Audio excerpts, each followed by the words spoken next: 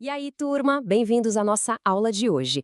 A missão dessa explicação visual é resolver de uma vez por todas aquele que é o maior mistério e, convenhamos, a maior frustração para nós que falamos português, o famoso verbo to be. O nosso objetivo aqui não é só dar uma passada rápida pelo assunto, não. Nós vamos dominar permanentemente essa que é a verdadeira fundação da língua inglesa. Então, esqueçam aquelas decorebas chatas, tá? Chegou a hora de entender a lógica por trás de tudo isso. Vamos lá? O nosso roteiro de hoje é o seguinte. Primeiro, vamos desvendar o mistério de ser ou estar. Depois, vamos para o presente e suas regras. O tópico 3 é sobre perguntas e negações. Aí passamos para o passado com was e were. No quinto passo, a gente vê o futuro. E, por fim, a grande e tão temida armadilha do verbo ter. Ponto 1. O mistério? Ser ou estar. A prova de que o contexto é absolutamente tudo está nas palavras ao redor, porque o verbo em si, acreditem, não muda. Em I am a doctor, a palavra doctor, médico, denota uma identidade, um fato permanente. Logo, nosso cérebro deve ler como eu sou.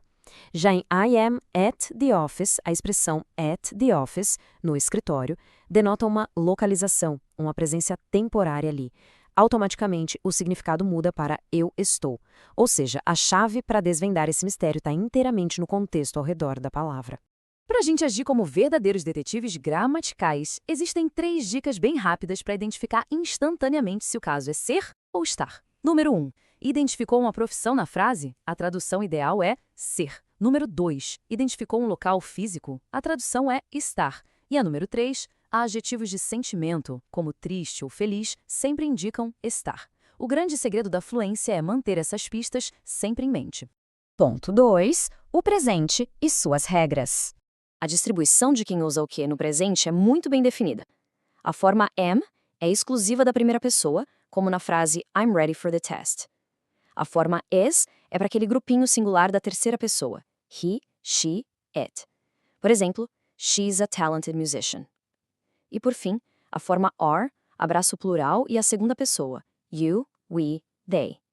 Notando as contrações, I'm, his, your, dá para perceber que na fala corrida do dia a dia é exatamente isso que a gente mais escuta e usa na maior parte do tempo.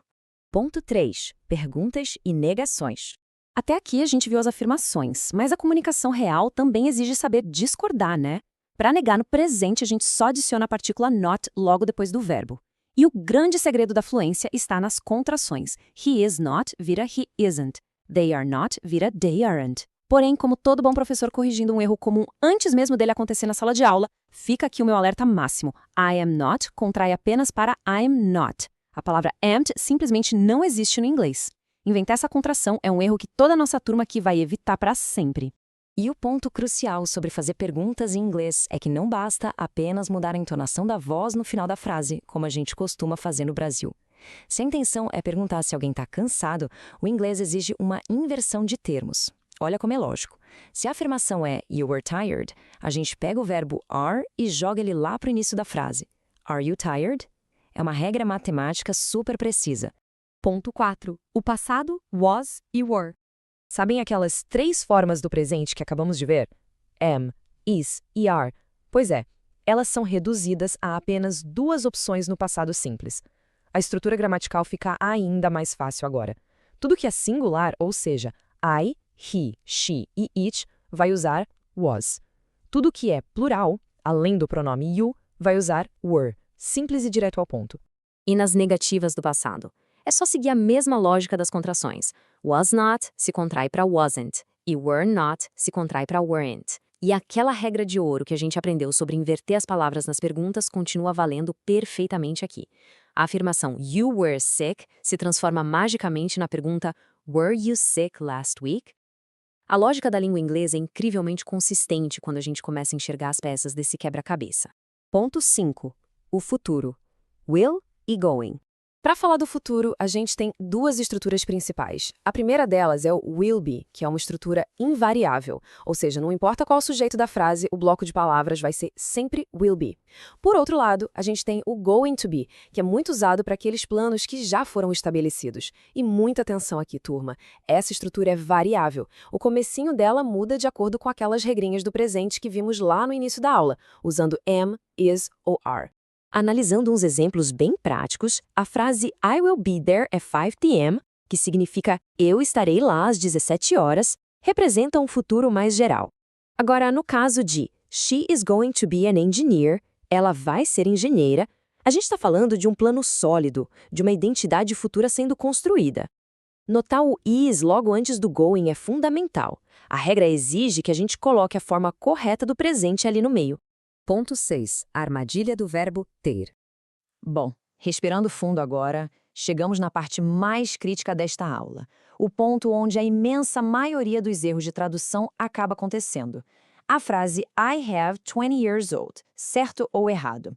Se um estudante brasileiro fizer uma prova de inglês hoje e traduzir literalmente da nossa língua eu tenho 20 anos, essa frase vai estar absoluta e completamente errada.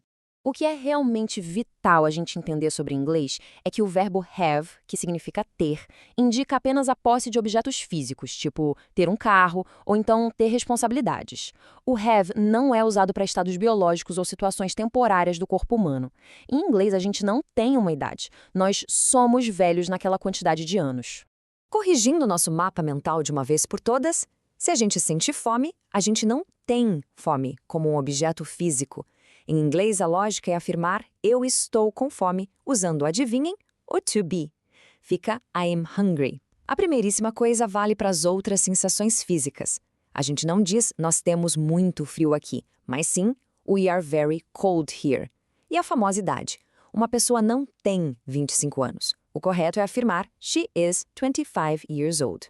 Gravar bem essas expressões idiomáticas elimina logo de cara 90% dos erros mais típicos de quem tenta traduzir o português palavra por palavra. Bom, vamos resumir o que a gente alcançou hoje na aula, turma. Nós desvendamos que é o contexto ao redor que define se é ser ou estar. Dominamos que no presente a gente usa aquelas 3 formas clássicas, no passado apenas 2 e no futuro a gente conta com o will e o going to. Aprendemos também que na hora de fazer perguntas, aquela inversão matemática é absolutamente obrigatória. E o mais importante de tudo, fizemos um pacto de nunca mais cair na armadilha de usar o verbo have para falar nossa idade ou sensações físicas, cortando pela raiz essas traduções literais.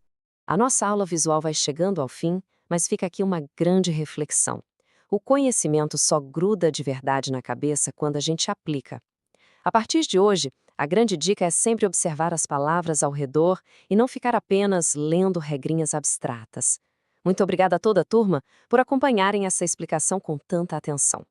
Da próxima vez que precisarem falar a idade ou avisar que são com fome, será que a mente vai agir como um verdadeiro detetive e lembrar de usar o to be? Até a próxima!